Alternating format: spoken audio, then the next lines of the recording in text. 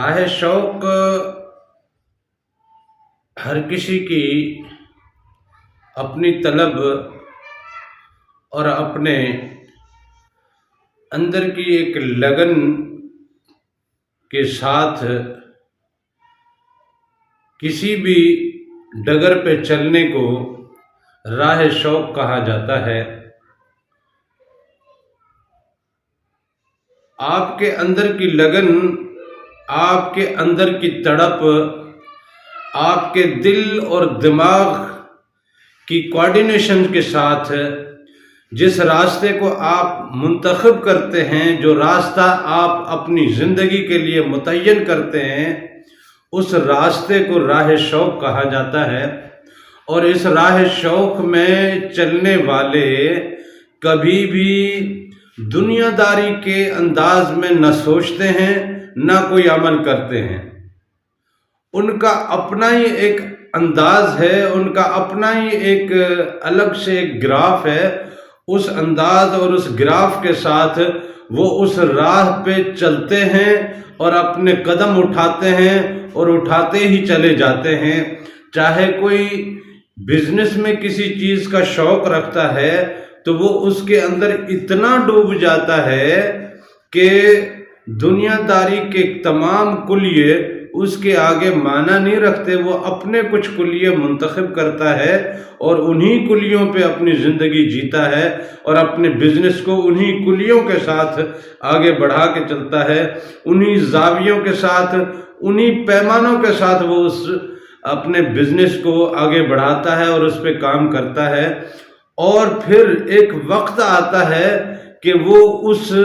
Business کا king کہلاتا ہے، زمانہ اسے آ کے سلام کرتا ہے، وہ دنیا میں اپنا لوہا منواتا ہے۔ لیکن لازم یہ ہے کہ اس کے دل کی اور اس کے دماغ کی دونوں طرف کی کوارڈینیشن اور دونوں کی کنٹریبیوشن سے وہ جو کچھ بھی متعین کرتا ہے اس میں کامیابی ضرور پاتا ہے۔ اسی طرح کوئی امتحان میں چاہے دنیا کے کسی بھی مقام پہ پہنچنے کی کوشش کرے، چاہے وہ دنیا داری کے کسی بھی عشق میں اپنے آپ کو ڈھالے،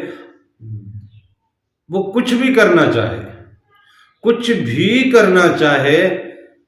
کسی بھی راستے پہ وہ قدم رکھتا ہے، وہ دوستی کے راستے پہ قدم رکھتا ہے یا دشمنی کے راستے پہ قدم رکھتا ہے، تو وہ دشمنی میں ایسا نمایاں ہوتا ہے کہ تاریخ اسے اس زمانے کا سب سے بڑا دشمن لکھتی ہے، گردانتی ہے، مانتی ہے اور سرٹیفائڈ کرتی ہے۔ جیسے فرعون تھا، جیسے شداد تھا، جیسے حامان تھا، جیسے نمرود تھا، جیسے یزید تھا، اسی طرح پیغمبر ہیں اللہ کے، ان کا اپنے راستے سے اتنا نزدیکی تعلق تھا اور ان کا اپنا ایک گراف تھا۔ اللہ کے بتائے ہوئے انداز سے انہوں نے اللہ کے بندوں تک پیغام پہنچانے کا وہ عمل کیا۔ دنیا کے زاویوں سے وہ کامیاب رہے یا ناکام رہے، دنیا کے زاویے وہاں معنی نہیں رکھتے، لیکن وہ پیغمبر آج بھی زندہ ہیں۔ کوئی موسیٰ کو جانتا ہے، کوئی ابراہیم کو جانتا ہے، کوئی آدم کو جانتا ہے، کوئی نوح کو جانتا ہے، کوئی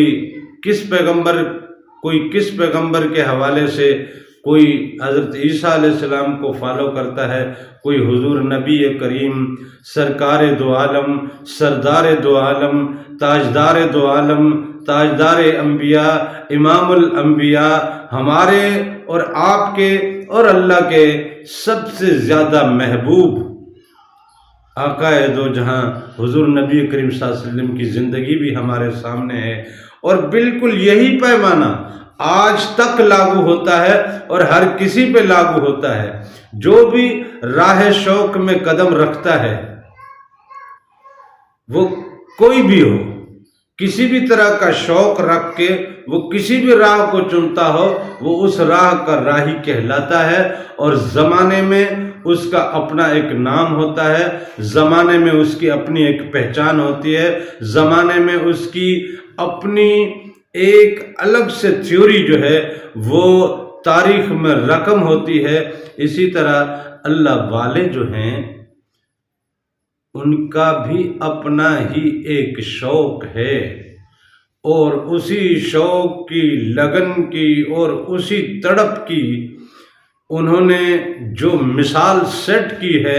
وہ زمانے میں آج تک قائم ہے، اور زمانہ آ کے ان کو سلام کرتا ہے۔ وہ ہندو مسلم کے دائرے سے باہر نکل جاتے ہیں،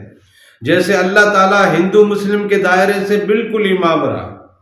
وہ مسلمانوں پہ بھی اپنا مہربانیاں کرتا ہے، وہ ہندوؤں پہ بھی اپنی مہربانیاں کرتا ہے، وہ جو اسے مانتے ہیں ان پہ بھی مہربان ہے، اور جو اسے نہیں مانتے وہ ان پہ بھی مہربان ہے۔ اسی طرح اللہ کے ولیوں کی جو راہ ہے وہ راہ شوق ہی کہلاتی ہے، اور اس راہ کے شوق میں جو نکل پڑتے ہیں وہ انوار اور تجلیات کے ایک ایسے سمندر میں غوطہ زن ہوتے ہیں کہ جہاں صرف کرم ہے، جہاں صرف عنایتیں ہیں، جہاں صرف رحمتیں ہیں، جہاں وہ جو کچھ پاتے ہیں وہی پھر دنیا کو لوٹاتے ہیں۔ وہ کسی مذہب، کسی رنگ، کسی ملک، کسی قوم، کسی قبیلے کے دائرے اور سرکل سے باہر نکل جاتے ہیں، وہ پھر عوامی نمائندے بن جاتے ہیں، وہ عوام الناس کے لیے ایک فائدہ بن جاتے ہیں، وہ عوام الناس کے لیے رحمت بن جاتے ہیں، وہ عوام الناس کے لیے ایک کرم کی مثال بن جاتے ہیں، وہ عوام الناس کی خدمت کے لیے اپنے آپ کو وقف کر دیتے ہیں۔ یہی اللہ تعالیٰ کی خلافت کا وہ منصب ہے، یہی اللہ تعالیٰ کی خلافت کا وہ پیغام ہے، یہی اللہ تعالیٰ کی خلافت کا وہ مقصد ہے جسے وہ پا لیتے ہیں، اور اسی مقصد پہ وہ عمل پیرا رہتے ہیں، اور اپنے رب سے کنیکٹ رہنے کا شوق انہیں اس راہ پہ ڈالے رکھتا ہے۔ وہ بھوک کی پرواہ نہیں کرتے، وہ پیاس کی پرواہ نہیں کرتے، وہ دکھوں کی پرواہ نہیں کرتے، وہ غموں کی پرواہ نہیں کرتے، وہ غربت کی پرواہ نہیں کرتے، وہ پیسے کی پرواہ نہیں کرتے، وہ منصبوں کی پرواہ نہیں کرتے، وہ بادشاہوں کی پرواہ نہیں کرتے، وہ طاقتوں کی پرواہ نہیں کرتے، وہ کمزوروں کی پرواہ نہیں کرتے۔ وہ تمام تر کمزوریوں سے، تمام تر تکلیفوں سے، تمام تر بلاؤں سے وہ ماورا ہو کے صرف اپنے رب کے شوق میں اس راہ پہ چل پڑتے ہیں، اور وہ چلے جاتے ہیں، چلے جاتے ہیں، چلے جاتے ہیں، اور پھر بالآخر وہ اس راہ کے ایسے مسافر بن کے زمانے کے سامنے آتے ہیں کہ زمانہ انہیں سلام کرتا ہے، اور وہ زمانے کے لیے رحمت اور کرم بن جاتے ہیں۔ تو فقیروں کے ہاں راہ شوق وہی ہے جو اس کے رب سے اسے کنیکٹ کرتی ہو، اس رب کے محبوب سے اسے کنیکٹ کرتی ہو، اس کی رحمتوں سے کنیکٹ کرتی ہو، اس کے انوار سے کنیکٹ کرتی ہو، اس کی تجلیات کے ساتھ کنیکٹ کرتی ہو، اس کی صفات کے ساتھ کنیکٹ کرتی ہو، اس کے رنگوں کے ساتھ کنیکٹ کرتی ہو۔ ایسی راہ فقیروں کے ہاں راہ شوق کہلاتی ہے، اور اسی راہ شوق کا سبق اور اسی راہ شوق کا درس ہم بھی دیتے ہیں، اور اسی راہ شوق کو ہم دنیا کی سب سے بڑی کامیابی اور دنیا کی سب سے مضبوط اور طاقتور راہ تسلیم کرتے ہیں۔ یہی وہ راہ ہے جس میں انسان کی کامیابی اس دنیا میں اور اس دنیا میں بالکل ہی عیاں ہے، بالکل ہی عیاں ہے۔ اس راہ کا راہی بنیے۔ اللہ تعالیٰ مجھے بھی اور آپ کو بھی اس راہ کا راہی بننے کی توفیق عطا فرمائے۔ اللہ تعالیٰ اپنے اور اپنے حبیب کے عشق کی دولت سے مالا مال کرے، آمین۔